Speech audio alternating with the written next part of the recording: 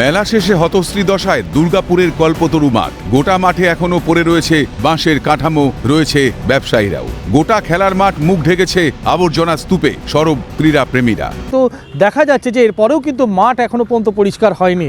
মাঠে পড়ে রয়েছে আবর্জনা, রয়েছে টেন্ট এবং বিভিন্ন জায়গায় দেখা যাচ্ছে যে সংসার পেতে বসে আছে যারা মেলায় এখানে দোকান দিয়েছিল।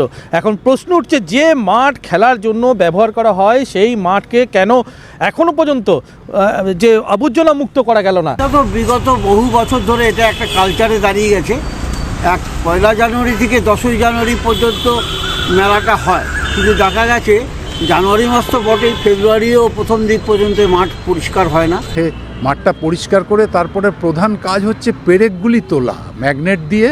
পেরেকগুলি না তুললে বাচ্চাগুলোর পায়ে লেগে যাবে। প্রত্যেক বছর কল্পতরু মেলার জন্য এই মাঠকে সাজিয়ে গুছিয়ে তোলে মেলার আয়োজক সংস্থা দুর্গাপুর সাংস্কৃতিক মেলা কমিটি। সহযোগিতার হাত বাড়িয়ে দেয় দুর্গাপুর নগর নিগম। প্রায় 44 লক্ষ টাকা খরচ করে তৈরি করা হয় সেই মাঠে একটি বাউন্ডারিও। সেই বাউন্ডারি উদ্বোধনে আসেন রাজ্যের মন্ত্রী মলয় ঘটক। কিন্তু মেলা তো শেষ হয়েছে, কিন্তু এতদিনেও শুরু করা যাচ্ছে না খেলার আয়োজন। আমাদের এই মাঠটি এত জনপ্রিয় এবং স্টেশনের কাছে বলে সবার প্লেয়ারদের, খেলোয়াড়দের অনেক সুবিধা হয়, যার ফলে আমরা সারা বছরই মহকুমা ফুটবল লিগের super division, first division, even under 17 অনূর্ধ্ব 17 বছর যে ফুটবল লিগটা শুরু হবে, মানে আমাদের প্রস্তুতি এগিয়ে গেছে। খুব সম্ভবত খুব তাড়াতাড়ি হবে। ওখানে আমরা খেলা দিতে দেরি হচ্ছে। এবারে ওই মাঠ যদি পরিষ্কার না হয় তাহলে পরে স্বাভাবিকভাবে আমরা অন্য কোনো মাঠে নিয়ে যেতে পারবো। মানবিকতার খাতিরে মেলা করতে দেওয়া হয়েছে বলে দাবি মেলা কমিটির। মাঠ ফাঁকা হবে, মাঠ তো ফাঁকা হয়ে গেছে। আপনি যদি এখন যান দেখতে পারবেন মাঠ ফাঁকা হয়ে গেছে। সামনে একটা রবিবার পড়েছিল বলে এলাকার গরিব সাধারণ মানুষ যারা খুঁটিনাটি ব্যবসা, মেলাকে কেন্দ্র করে তো একটা বড় ব্যবসা হয়, এটা তো অস্বীকার করার জায়গা নেই। তারা তাদের রুজি রোজগারে আমরা তাদের বাধা প্রদান করিনি, বা প্রশাসনও সেই জায়গায় তাদেরকে জোর জবরদস্তি করেনি। এবং আমরা তাদেরকে একটা আন্তরিকতার পরিচয় দিয়ে তাদেরকে ওখানে বলেছিলাম যে হ্যাঁ, তাহলে রবিবারটা সামনে যেহেতু পড়েছে, তারা ওইটা একটু ব্যবসাপাতি তাদের যদি ভালো হয় হোক, তাতে আমাদের কোনো অসুবিধা নেই। সমস্যা শুনে তাড়াতাড়ি মাঠ পরিষ্কার করার আশ্বাস প্রশাসনের। এবং আমাদের বড়কে বলেছে ওনারা 2 দিন টাইম নিয়েছিল।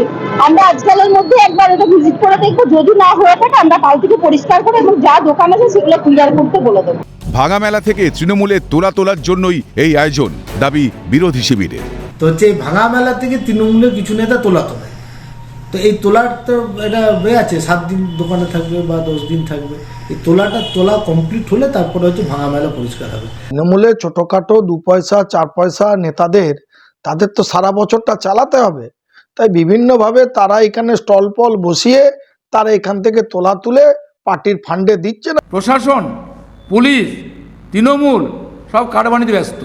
অবৈধভাবে ইনকাম করছেন, অবৈধভাবে লুট করছেন, খেলার মাঠ নোংরায় বসে আছে। এখন দেখার বিষয় যে এই যে দুর্গাপুরের যে ঐতিহ্যমণ্ডিত মেলা, যে মেলাকে ঘিরে প্রচুর মানুষের সমাগম হয় 1 তারিখ থেকে 10 তারিখে পর্যন্ত, এবং তারপরেও 10 তারিখের পর কিভাবে মেলা এখনও পর্যন্ত রয়ে গেছে সেইটা নিয়ে কিন্তু যথেষ্ট প্রশ্ন উঠেছে। এবং এই প্রশ্নে এখন কি করে মেলা কমিটি এবং দুর্গাপুর যে নগর নিগম, সেটাই এখন দেখার বিষয়। দুর্গাপুর থেকে রাজেশ সেনগুপ্ত, ক্যালকাটা নিউজ।